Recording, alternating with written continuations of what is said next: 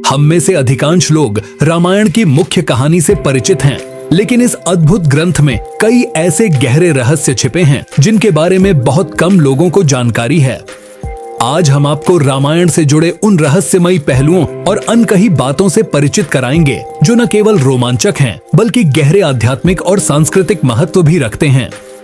आइए इन रहस्यों की खोज पर निकलते हैं और रामायण के इस अनमोल खजाने को और गहराई से समझते हैं।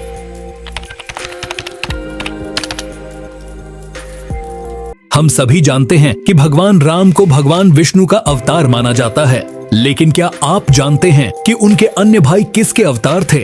धार्मिक ग्रंथों के अनुसार लक्ष्मण को शेषनाग का अवतार माना जाता है, जो भगवान विष्णु के शैया स्वरूप हैं। वहीं भरत को भगवान विष्णु के सुदर्शन चक्र का अवतार कहा गया है। सुदर्शन चक्र का अवतार होने के कारण ही भरत को रघुकुल सिंहासन का सबसे उपयुक्त उत्तराधिकारी माना गया जब भगवान राम को वनवास जाना पड़ा। भगवान राम के सबसे छोटे भाई शत्रुघ्न को भगवान विष्णु के दिव्य शंख का अवतार माना गया है। भगवान राम के वनवास के बाद शत्रुघ्न ने सभी सुख सुविधाओं को त्याग कर भरत की सेवा करना और उनके साथ रहना अधिक उचित समझा। रामायण के अनुसार भगवान राम की अनुपस्थिति में भगवान विष्णु के सुदर्शन चक्र और शंख यानी भरत और शत्रुघ्न ने ही अयोध्या की रक्षा की और उसे हर संकट से बचाया। यह उनके सामूहिक समर्पण और कर्तव्य निष्ठा का ही प्रमाण है कि अयोध्या का वैभव भगवान राम की अनुपस्थिति में भी सुरक्षित रहा।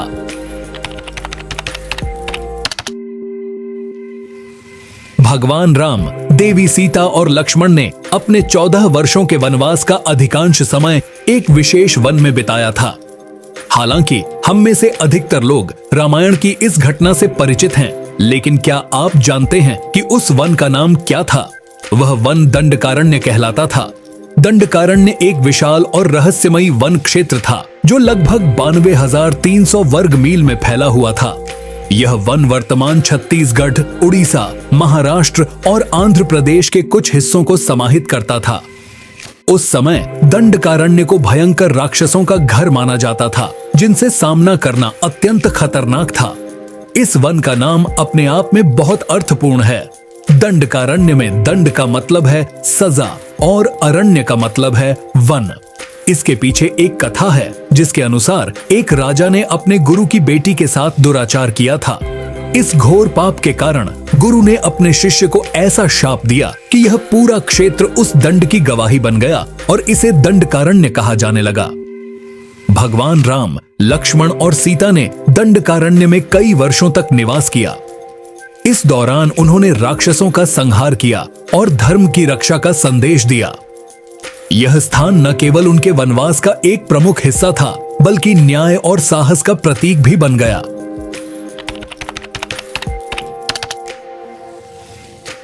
ऐसा कहा जाता है कि 14 वर्षों के वनवास के दौरान लक्ष्मण ने अपने भाई भगवान राम और भाभी सीता की सुरक्षा के लिए कभी नींद नहीं ली। इसी कारण उन्हें गुदाकेश के नाम से जाना जाता है, जिसका अर्थ है जिसने नींद पर विजय प्राप्त की। वनवास की पहली रात जब राम और सीता सो रहे थे, तब लक्ष्मण सतर्क होकर पहरा दे रहे थे।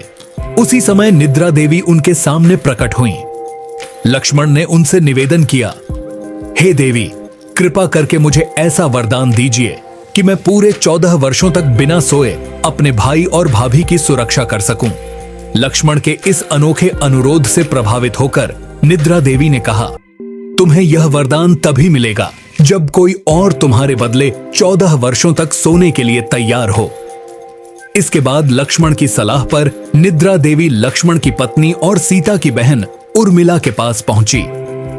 उर्मिला ने निस्वार्थ भाव से अपने पति की मदद के लिए निद्रा देवी से कहा, मैं लक्ष्मण के बदले 14 वर्षों तक सोने के लिए तैयार हूं। इस तरह उर्मिला ने अपने पति लक्ष्मण की तपस्या और कर्तव्य को सफल बनाने के लिए उनके हिस्से की नींद को भी अपनाया। वह पूरे 14 वर्षों तक गहरी निद्रा में रहीं, ताकि लक्ष्मण अपनी निष्ठा और सुरक्षा के दायित्व को बिना किसी बाधा के निभा सकें।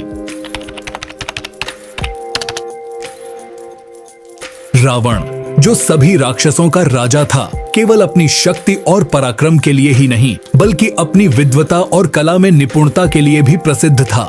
यह सर्वविदित है कि रावण ने वेदों का गहन अध्ययन किया था और वह एक महान पंडित था।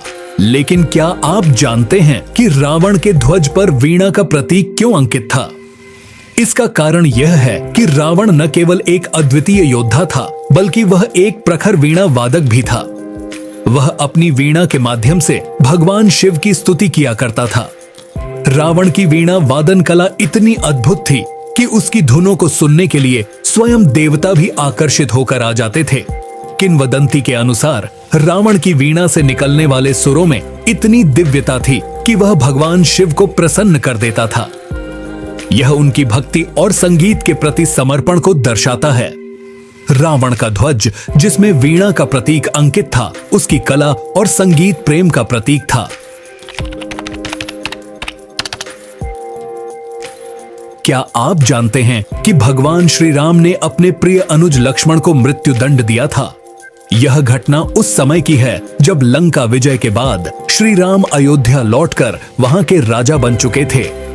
एक दिन यमराज भगवान श्री राम के पास अत्यंत महत्वपूर्ण चर्चा करने आए।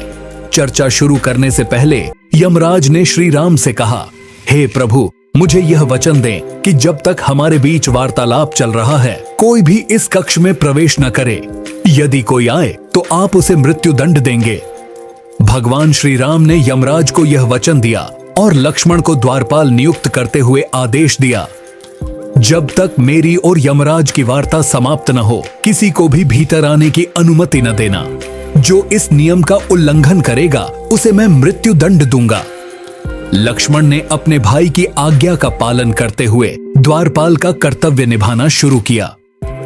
कुछ समय बाद महान ऋषि दुर्वासा वहां पहुंचे। उन्होंने लक्ष्मण से कहा कि वह उनके आगमन की सूचना भगवान श्री राम को दें। लेकिन लक्ष्मण ने विनम्रता पूर्वक यह कहकर मना कर दिया कि उन्हें भीतर जाने की अनुमति नहीं है। ऋषि दुर्वासा अपने क्रोध के लिए प्रसिद्ध थे। उन्होंने लक्ष्मण को श्राप देने और पूरी अयोध्या को तबाह कर देने की धमकी दी। लक्ष्मण ने स्थिति की गंभीरता को समझते हुए तुरंत निर्णय लिया कि उन्हें स्वयं का बलिदान देना होगा, ताकि नगरवासियों को ऋषि के श्राप से बचाया जा सके। इसके बाद लक्ष्मण ने भीतर जाकर श्री राम को दुर्वासा ऋषि के आगमन की सूचना दी। श्री राम इस स्थिति में दुविधा में पड़ गए। उन्होंने यमराज से वचन दिया था और अब उन्हें अपने वचन का पालन करते हुए लक्ष्मण को मृत्यु दंड देना था। श्री राम ने इस समस्या के समाधान के लिए अपने गुरु वशिष्ठ का स्मरण किया। वशिष्ठ जी ने कहा, अपने किसी प्रिय वस्तु का त्याग करना उसकी मृत्यु के समान ही है। यदि तुम लक्ष्मण का त्याग कर दो तो यह तुम्हारे वचन का पालन होगा।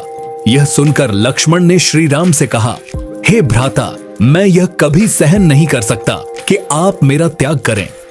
आपसे दूर रहना मेरे लिए मृत्यु से भी अधिक कष्टदायक होगा। मैं स्वयं आपके वचन का पालन करते हुए मृत्यु को गले लगाऊंगा। इसके बाद लक्ष्मण ने सरयू नदी तट पर जाकर जल समाधि ले ली। तो दोस्तों, आपको कैसे लगे रामायण के ये अनकहे और अद्भुत रहस्य? अगर आप इनमें से किसी के बारे में पहले से जानते थे तो हमें कमेंट सेक्शन में जरूर बताएं। साथ ही जय श्री राम लिखना न भूलें।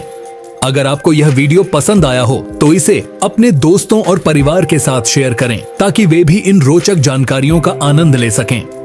और हाँ, हमारे चैनल को सब्सक्राइब करना न भूलें, क्योंकि ऐसे ही और भी दिलचस्प और प्रेरणादायक कहानियां आपके लिए हम लाते रहेंगे।